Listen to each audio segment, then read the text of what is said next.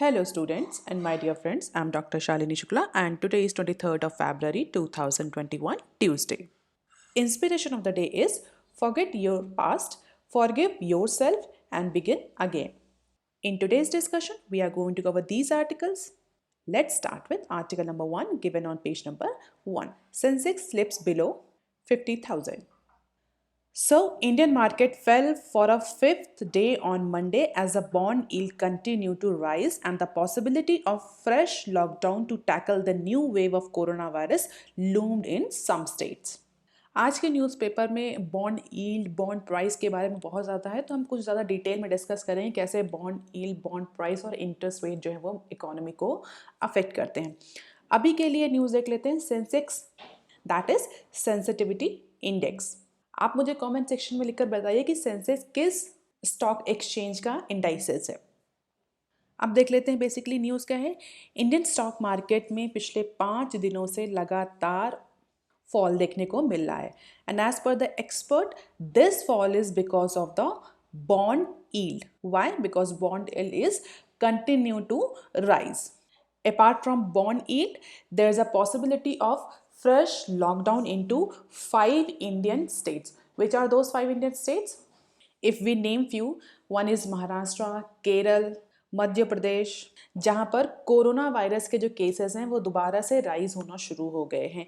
And there are chances and state governments are pondering over to impose the night lockdown और night curfew to tackle the new wave of corona virus that is actually looming in few states. तो इस particular sentiments को के effect से हमें कह सकते हैं इंडियन स्टॉक मार्केट दोबारा से फॉल होना शुरू हो गया है या वहाँ पर कुछ डिक्लाइन रजिस्टर हुआ. Sensex tumbled 2.3% the most in 2 months and approximately 4.6% in the last 5 sessions has been lost. And if we talk about the Nifty 50, so Nifty 50 fell to 2.0%. The Indian VIX surged 14.5% to finish at 25.47%. तो अगर हम बात करें Sensex की, Nifty की, तो दोनों के ही केसेस में फॉल देखने को मिला. अप्रॉक्सीमेटली 2.5% की रेंज में ये फॉल रजिस्टर हुआ है पिछले लास्ट 5 सेशंस में. अगर वोलेटिलिटी की इंडेक्स की बात करें तो इंडियन मार्केट बहुत ज़्यादा वोलेटाइल रहा है, जिसकी वजह से जो VIX इंडेक्स है that is volatility index surge 14.5% to finish at 25.47%. और जिसकी वजह से जो इन्वेस्टर वेल्थ है वो डिक्लाइन हुआ है approximately 3.7 trillion compare to the previous closings.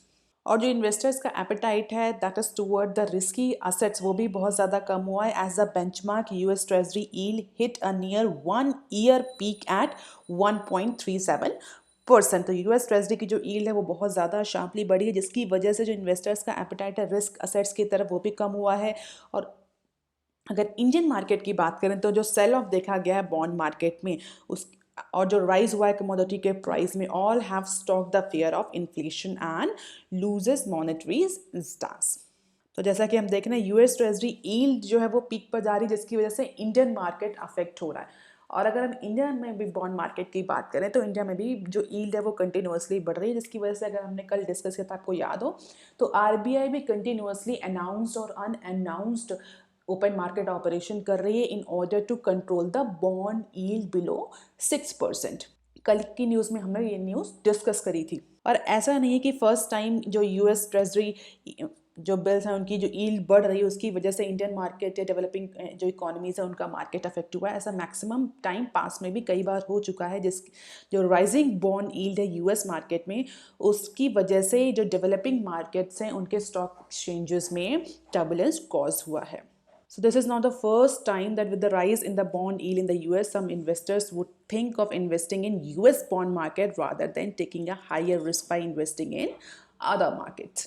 And this is the glimpse of India Sensex and India VIX. As we can see, there's a sudden fall into Sensex जो कि 52,000 से 50,000 के पास आकर के क्लोज हो गया है. अगर इंडियन VIX की बात करें दैट इज वोलेटिलिटी इंडेक्स, इसको हम शॉर्ट फॉर्म में इंडिया VIX भी बोलते हैं. तो उसमें भी शार्प इंक्रीज हमें दिख रहा है, दैट इज 25.47%, जो कि 14.5% से इंक्रीज हुआ है। अगर हम बात करें टॉप लूजर्स की, जो मंडे को जो ऐसी कौन से स्टॉक्स हैं जो सबसे ज़्यादा जिन्होंने डिक्लाइन रजिस्टर किया, that is doctor Reddy's lab, Mahindra and Mahindra, tech Mahindra, IndusInd bank and Axis bank, जिनमें अप्रॉक्सीमेटली 4 to 5% का चेंज उनके स्टॉक्स में देखने को मिला है। So this is the current situation of Indian stock market, and number of experts or data analytics or market experts are saying that is all because of the increased bond deal into the US Treasury, as well as the fear of lockdown into few states of India, more specifically Maharashtra. Why? Because Maharashtra is called as the financial capital of India. अब देख लेते हैं article number 2 given on page number 8. Centre में go Canada way to set up land monetisation SPV. Currently, central government is studying the several global sovereign-run land banks and may settle for the model similar to the one in Canada, as per the experts. तो जो state one companies हैं उनके assets को, more specifically land को monetise करने के लिए जो भी स्पेशल पर्पस व्हीकल क्रिएट किया जाएगा उसके मॉडल को फाइनलाइज किया जाएगा कि जो स्टेट वन कंपनीज हैं उनके जो एसेट्स उनको किस प्रोसेस, किस मॉडल के थ्रू मोनेटाइज किया जाए. तो करेंटली जो गवर्नमेंट है, गवर्नमेंट मीन्स जो एक्सपर्ट कमिटीज हैं, they are studying all global sovereign run land banks, and as per the news, government may settle for the model as similar to Canada. In Canada, there is a Canada Land Company, basically a federal government entity that is specialized in real estate and managing the tourist destination. तो जो Canada का land company है उसी के model को government of India जो है वो डुप्लीकेट करने की बात कर रही है, and it is considering it as a good to replicate in India as पर the top government officials. So currently Department of Investment and Public Asset Management is pondering over the Canadian model of land monetization. और जैसा कि हम सभी को पता है पिछले कुछ सालों से गवर्नमेंट ऑफ इंडिया, जो करंट गवर्नमेंट है इंडिया के, that is focusing more on privatisation of state run companies और स्टेट रन ऑर्गेनाइजेशन और पब्लिक सेक्टर ऑर्गेनाइजेशन. उसी के प्रोसेस में जो स्टेट रन कंपनीज होते हैं जिनके पास एक्स्ट्रा लैंड है, land is basically considered at a very important asset. तो जो भी एक्स्ट्रा लैंड है, सरप्लस लैंड है गवर्नमेंट डिपार्टमेंट्स के पास, पब्लिक सेक्टर अंडरटेकिंग्स के पास, उनका मोनेटाइजेशन किस प्रोसेस के तहत हो, उनको कैसे मोनेटाइज किया जाए, उनको कैसे प्राइवेटाइज किया जाए, कैसे उनको सेल किया जाए. There are different models prevailing in the world. तो उसके लिए बजट स्पीच में जो हमारी फाइनेंस मिनिस्टर निर्मला सीतारमन है उन्होंने प्रपोज्ड किया था कि एक स्पेशल पर्पस व्हीकल बनाया जा सकता है for carrying out the monetisation of the surplus land with government departments and public sector undertakings. और जो सरप्लस लैंड डेफिनेटली वो कहीं यूज़ नहीं हो रही तो उसको मोनेटाइज करके गवर्नमेंट अपना रिवेन्यू बढ़ा सकती है. But there should be the proper process of monetisation of the surplus land और लैंड मोनेटाइजेशन, जिसके लिए कई सारे ग्लोबल मॉडल अवेलेबल थे, गवर्नमेंट स्टडी कर रही थी, and it is found that Canadian model is most suitable and can be replicated in context of India. So monetization of land can either be by the way of direct sale or concession or by similar mean, as per our finance minister. Over the year, PSUs have been successful in selling their land assets due to the pending litigation and lease terms.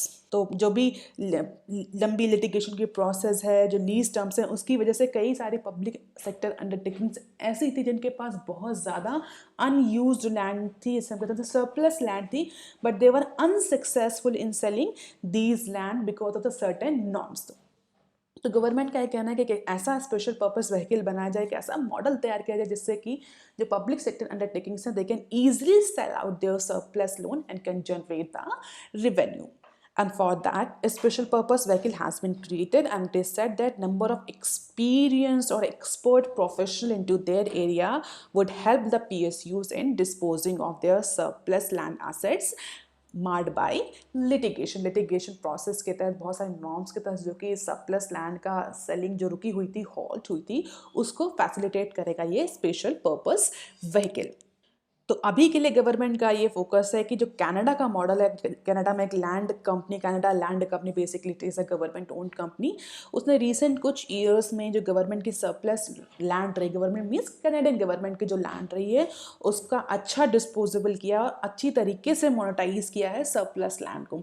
तो जिस particular model को फिलहाल के लिए Deepam, Deepam stands for department of investment and public asset management. So DIPAM is all examining the Canadian land company, but however government is very cautious about the replication of this model. Government is saying that definitely Canadian model can be replicated, but at the same time government will try and would try to keep the SPV unique in the Indian context. ऐसा नहीं होगा कि हम पूरा का पूरा Canadian model India में replicate कर देंगे, वो इंडिया के कंटेक्स्ट में उसको मॉडिफाई किया जाएगा, जिससे कि जो बेसिक प्रॉब्लम PSUs फेस कर रही हैं in terms of monetising their surplus land और एक्सेस लैंड, वो प्रॉब्लम रिजॉल्व हो सके.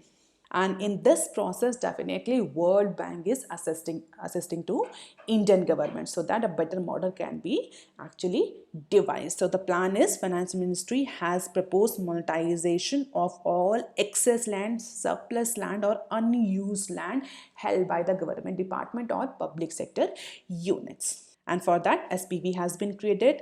World Bank is assisting the government of India. Canadian model is all being used to reconsidered for replication with the certain modification as per the Indian context. And once this SPV will finalize, the departments or the public sector undertakings can monetize their excess or surplus or unused land in a easy way.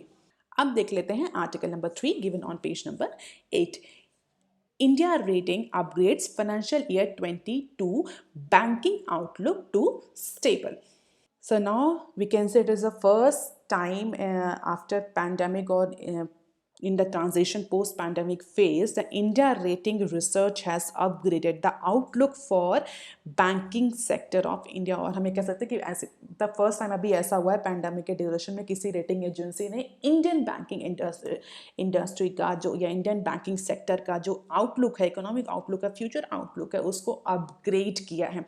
पहले जितने भी अगर हम देखें जितनी भी rating agencies हैं, research consultancy firms हैं, all have degraded the India's banking sectors outlook. तो recently India rating and research, जिसको हम शॉर्ट में इंडिरा बोलते हैं, has upgraded the outlook on banking sector from negative to stable for the fiscal year 22. And this all because of the improvement in the economy, because of the vaccination drive, because of the slight recovery into the Indian economy. So the change in outlook is driven by reduction in the system-wide COVID-linked stress to below the expected level on the back of liquidity and emergency credit support, especially for micro, small and medium enterprises. अगर आपको याद है तो recently CRISIL ने और जो RBI की fiscal stability report आई थी उन सब में प्रेडिक्ट किया गया था कि आगे आने वाले टाइम में जो फाइनेंशियल ईयर है वहाँ पर इंडिया का जो बैंकिंग इंडस्ट्री, इंडिया की जो बैंकिंग इंडस्ट्री, उसमें नॉन परफॉर्मिंग असर जो है बहुत तेजी से बढ़ेगा because of the pandemic. But India rating and research ने फिलहाल के लिए फाइनेंशियली जो आने वाला फाइनेंशियल ईयर है, फिस्कल ईयर है, उसमें जो बैंकिंग सेक्टर है उसके आउटलुक को नेगेटिव से स्टेबल कर दिया. Although it is not a very positive move, ये स्टेबल है but it could be degraded as well, but at least it is giving a sense of hope to the investors, economists or the government. अगर हम recent moves या recent events को देखें तो जो banks हैं उन्होंने भी अपने फाइनेंशियल को स्ट्रेंथन करना शुरू कर दिया. अगर आपको ध्यान हो या करेंटली आप मेरी न्यूज़ फॉलो कर रहे हैं तो हमने कई बार डिस्कस किया, कई सारे बैंक्स ने फंड रेजिंग या कैपिटल रेजिंग की प्रोसेस को भी स्टार्ट कर दिया है by the order of RBI in order to build the buffers for their upcoming NPAs. तो जो बफर के प्रोविजंस क्रिएट कर, जो बफर है वो क्रिएट करना शुरू कर दिया, उसके प्रोविजनिंग करने शुरू कर दिया बैंक्स ने by raising the capital, by raising the funds from the market. The rating agency has upgraded its financial year 21 credit growth estimates to 6.9% from 1.8%, and that is a very positive move, जिसमें rating agency ने जो credit growth के estimate से उसको 6.9% तक increase कर दिया, जो कि पहले प्रेडिक्ट किया गया था 1.8%. और एज पर the upcoming financial year it is predicted that this credit growth rate would be 8.9%, and this credit growth rate may leads to improvement in the economic environment in October onwards. Government का जो focus है, government is not focusing on higher spending specially in case of infrastructure. उसमें October month के बाद से, अक्टूबर 2020 के बाद से क्रेडिट में थोड़ा सा ग्रोथ रेट देखने को मिला है, जो कि आगे जाकर फाइनेंशियल ईयर 22 तक 8.9% तक राइज हो सकती है। ऑल्दो अगर नॉन परफॉर्मिंग एसेट्स की बात करी जाए तो एजेंसी जो एस्टिमेट्स हैं, agency means India rating and research agency के जो एस्टिमेट्स हैं वो अप्रॉक्सीमेटली फाइनेंशियल ईयर 21 के लिए 8.8% है, और फाइनेंशियल ईयर 22 के लिए इट कुड बी 10.1%। अगर आपको क्रिसिल के नंबर्स याद हो तो मुझे कमेंट सेक्शन में लिखकर बताएं क्रिसिल ने क्या एंटिसिपेट किया कि बैंकिंग इंडस्ट्री और एनबीएफसीज के लिए नॉन परफॉर्मिंग एसेट्स का क्या रेशियो प्रपोज किया है। क्रिसिल के अलावा अगर आपको याद हो जो फिस्कल रिस्पॉन्सिबिलिटी रिपोर्ट है जो आरबीआई पब्लिश करता है, उसमें भी कुछ प्रेडिक्शंस किए गए। If you remember the numbers so kindly write it down comment section. हालांकि अगर हम इंडिया रेटिंग एंड रिसर्च के एस्टिमेट्स को देखें more specifically for gross non performing asset, it is comparatively low in compare to other agencies और other organisation. Stress assets would be at 10.9%. The provisioning cost has fallen from its earlier estimates of 2.3% from financial year 21 to 2.1%, and it is estimated at 1.5% in upcoming fiscal year, that is financial year 22. तो बहुत अच्छा है, कह सकते हैं outlook तो नहीं है but it is a quite stable outlook, जिसमें ये तो प्रिडिक्ट किया गया है कि एनपीए राइज होंगे बट उतनी एक्सटेंट तक नहीं राइज होगा एनपीए अक्रॉस एनपीए जितना अदर जो एजेंसीज हैं उन्होंने प्रोडिक्ट किया है। तो it means India rating and research जो एजेंसी है that is actually giving a stable और a quite positive outlook to Indian banking sector. And why we are studying so much about and why we are so much worried about Indian banking sector of Indian economy? Because for any economy, whether it is a developing economy or the developed economy, Indian banking industry is one of the very important industry, जिसको हम बोल सकते हैं कि रीढ़ की हड्डी होता है किसी भी इकोनॉमी के लिए। जो उसका बैंकिंग सेक्टर होता है that is actually spinal cord for that economy. That is why every economy is always worried about their banking industry. अगर बैंकिंग इंडस्ट्री सिक हो रही है तो that is a clear indication कि आगे आने वाले टाइम में इकोनॉमी जो है वो रिसेशन में जाएगी। Why? Because financial institution, banks और non banking financial companies plays a very important role between the government and the household. अगर आपको याद हो सर्कुलर फ्लो ऑफ इकोनॉमी, जहाँ पर बैंक्स जो है फाइनेंशियल इंस्टीट्यूशंस जो हैं वो बहुत की इंपॉर्टेंट रोल प्ले करते हैं फॉर रोटेशन ऑफ मनी। अगर उनका कैपिटल फॉर्मेशन डिक्रीज हो रहा है, उनका कैपिटल डिक्रीज हो रहा है, it is somewhere indicating that in future there will be the less liquidity, there will be the less finance, there will be the less fund availability. अगर पैसा नहीं होगा इकोनॉमी के पास तो डेफिनेटली ग्रोथ नहीं होगी, इंफ्रास्ट्रक्चर डेवलपमेंट नहीं होगा, एम्प्लॉयमेंट जनरेशन नहीं होगा, प्रोडक्शन नहीं होगा, दैट में further leads to recession into the economy. That is why banks, financial institutions, non-banking financial institutions all are very important for any economy, and this is the health of Indian banking sector in terms of asset quality. तो asset quality के terms में हम देख सकते हैं bank का कितना GNPA रहा है और स्टैंडर्ड रीस्ट्रक्चर्ड असेट्स का क्या ट्रेंड रहा है। And definitely source is India rating. So this all predictions and data collection is all about India rating and research agency. अब देख लेते हैं some other news clips. RBI's lack of support pushes up yields. The bond market is not in the mood to reason with the Reserve Bank of India on keeping the yields low. जैसा कि हमने कल discuss किया है, RBI is going for announced open market operations in order to keep the yield below 6%. And the 10-year bonds yield continue to rise for the fourth straight session, close to 6.2% from its previous close that was 6.13%. तो RBI के कितने भी सारे open market operations का बहुत ज़्यादा impact देखने को नहीं मिल रहा।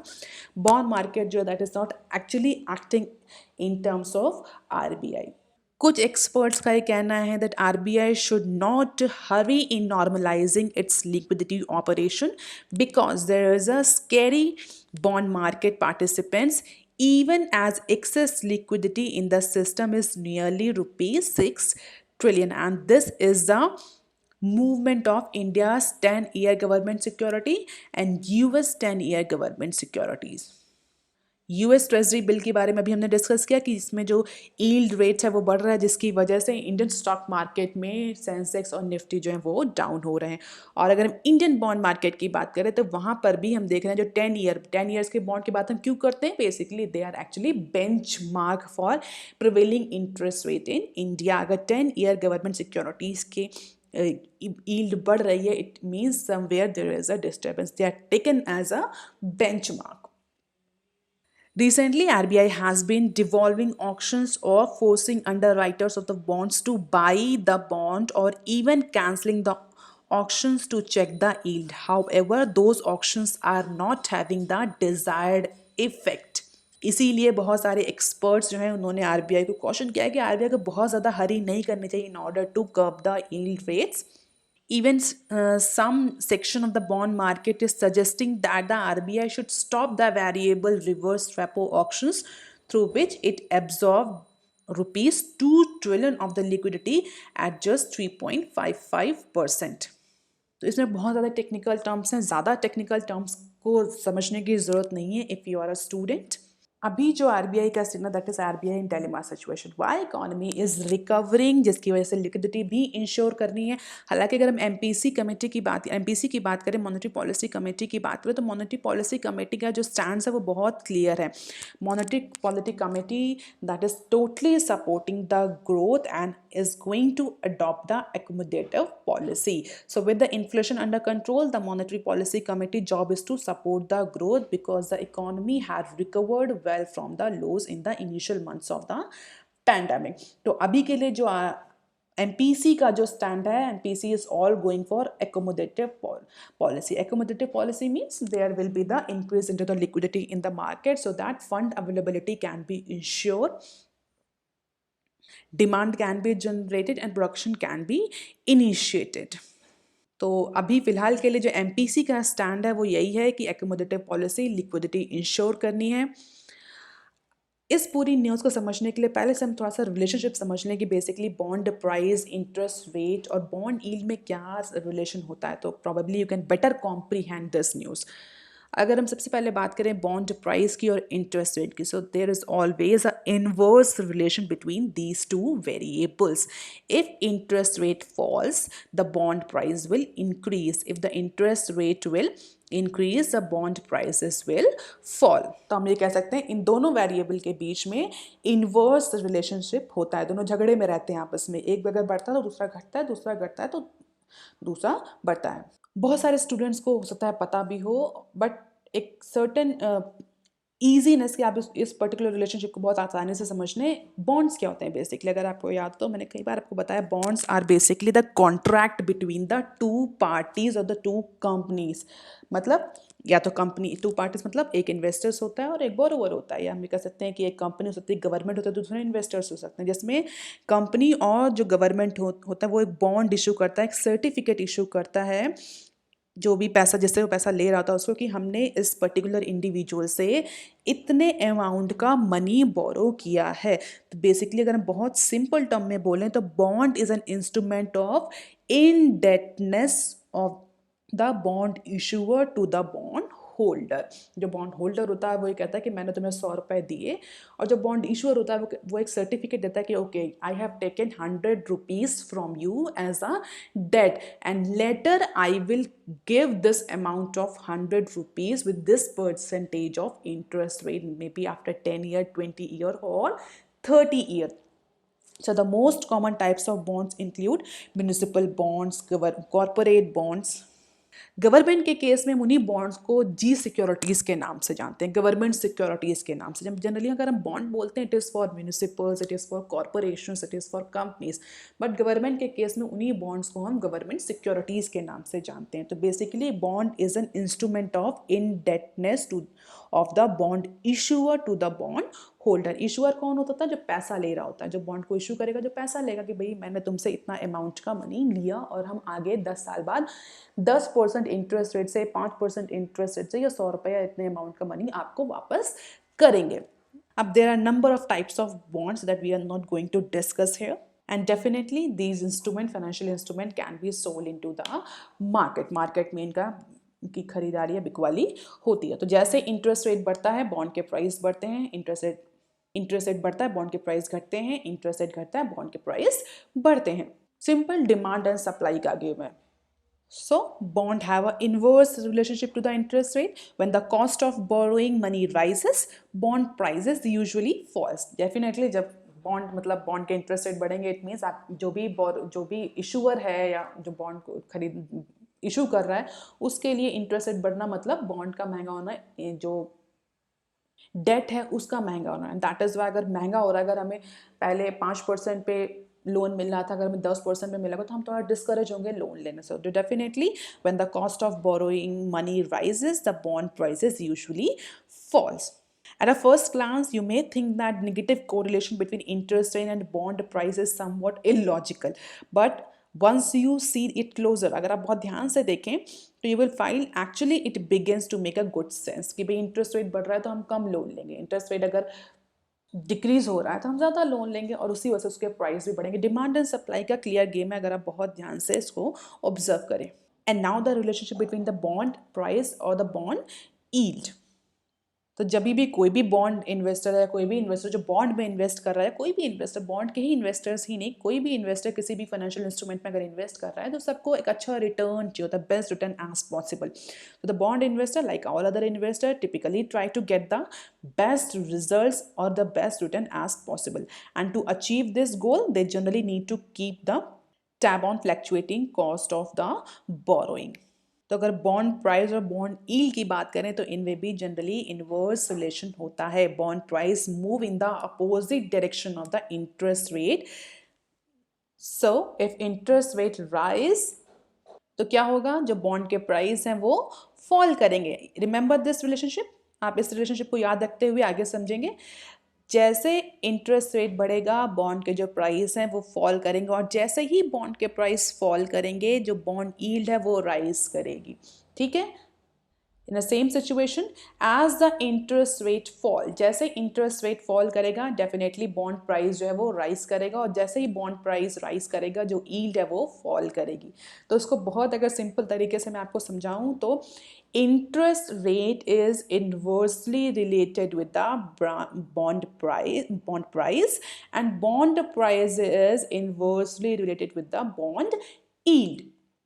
तो जब कभी भी आरबीआई को बॉन्ड यील्ड बढ़ानी या घटानी होती है, दे simply modify the interest rate. Interest rate जैसे मॉडिफाई होगा बॉन्ड प्राइस मॉडिफाई होंगे, बॉन्ड प्राइस मॉडिफाई होंगे, it definitely have a impact on bond yield, जो कि अभी करेंटली आरबीआई कर रहा है by different open market operation. कुछ शॉर्ट टर्म बॉन्ड्स को खरीद रहा है, कुछ लॉन्ग टर्म बॉन्ड्स को बेच रहा है, जिससे कि मार्केट में बॉन्ड के प्राइस वेरी कर रहे हैं, इंटरेस्ट रेट वेरी कर रहा है, और बॉन्ड के प्राइस और इंटरेस्ट रेट वेरी कर रहे हैं, डेफिनेटली यील्ड वेरी कर रहा है। So this is what happening currently in Indian bond market. और इसी इंटरेस्ट रेट फ्लक्चुएशन की वजह से जो आरबीआई है that wants bond yield to be below 6%, जिससे कि मार्केट में इंटरेस्ट रेट भी मैनेज रहे, लिक्विडिटी इंश्योर रहे, जिनको लोन चाहिए उनको लोन मिले, और इकोनॉमी में प्रोडक्शन और इकोनॉमिक एक्टिविटीज़ स्टार्ट हों। तो कई सारे एक्सपर्ट्स का ये कहना है कि जो आरबीआई जितने भी ओपन मार्केट ऑपरेशन कर रहा है, जो भी पॉलिसी अडॉप्ट कर रहा है, उसका इम्पैक्ट बॉन्ड मार्केट में अभी देखने को नहीं मिल रहा है। In spite of the number of efforts from RBI the bond yield is still going up। और ये आप याद रखेंगे, जो 10 साल का गवर्नमेंट सिक्योरिटी होता है that is a benchmark for considering the interest of prevailing interest rate into the Indian economy. और अभी जो फिलहाल 10 साल का जो गवर्नमेंट सिक्योरिटी है उसका बॉन्ड यील्ड जो है वो 6.2% तक पहुंच गया है, जो कि पिछली बार 6.13% था। And because of that, MPC all said to have the accommodative monetary policy. Accommodative monetary policy means definitely lower interest rate and more liquidity in the market so that fund availability can be ensured. And apart from it, Indian incorporations are also figuring out for the new salary structure because of the changes in the compensation or wages or different labor laws. All INCs or Indian corporations are all set to change their new salary structure. तो wages की जो definition change हो गई है as पर the new labour code, उसको effect में लाने के लिए from April 1 all Indian companies are working. अब देख लेते हैं next clip. That is, future RIL deal hits the Supreme Court hurdle. So Apex Court bars the NCLT order from passing a final order on the transaction. NCLT ने recently इस order को okay कर दिया था, इस deal को okay कर दिया था, but Supreme Court ने फिलहाल के लिए इस पर रोक लगा दी है. Supreme Court on Monday sought a response from Future Retail Limited regarding the plea by e-commerce giant, that is Amazon. अगर आपको याद हो, कई बार हम डिस्कस कर चुके हैं इस न्यूज़ को. Amazon ने फ्यूचर ग्रुप पर बेसिकली केस किया था कि जो ये डील हुई है RIL और फ्यूचर ग्रुप के बीच में, that is actually anti competitive deal as पर the agreement between Amazon and Future. And because of this deal should be nullified and should be declared as null and void. तो NCLT में approach किया था, NCLT ने फिलहाल के लिए okay कर दिया था इस डील को, बट सुप्रीम कोर्ट ने NCLT के ऑर्डर को रोक दिया है and this transaction is still on dilemma. अब देख लेते हैं next clip. Indian inks economic cooperation deal with Mauritius. तो अगर आप किसी कॉम्पिटिटिव एग्जाम्स की तैयारी कर रहे हैं तो this particular news is very important for you. जितने भी साउथ ईस्ट एशियन नेशंस हैं उनसे जितने भी बेसिकली इकोनॉमिक कॉपरेशन की डील हुई उनको थोड़ा सा रिवाइज कर लीजिए. अपार्ट फ्रॉम इट, इंडिया के जो डिफेंस सेक्टर में जहाँ जहाँ अदर डील्स हैं उनको भी आप रिवीजन में डाल सकते हैं.